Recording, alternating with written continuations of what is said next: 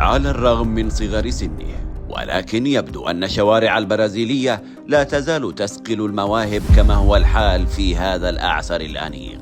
فمن شابه أسطورته ما ظلم، فكيف إذا كان أسطورتك ليونيل ميسي؟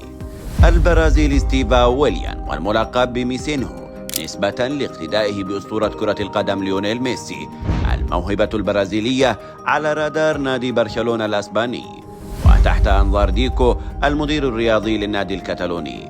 كما يسعى البلوز تشيلسي للتعاقد مع اللاعب ودفع شرطه الجزائي الذي يصل إلى 60 مليون يورو، ولكن برشلونة هو أولوية ابن 16 عاما، والأحاديث مفتوحة بين ديكو ووكيل أعمال اللاعب في محاولة لقدوم اللاعب عام 2025 عندما يصبح عمره 18 عاما.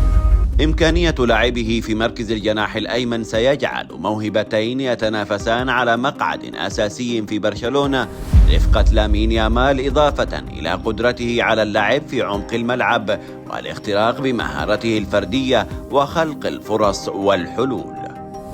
برشلونة وبتواجد ديكو يسعى إلى كل مشاكل الحاضر والأزمات التي يعاني منها النادي، ولكن من دون إهمال للمستقبل سواء من اللاماسيا أو لاعبين أمثال ستيفاو.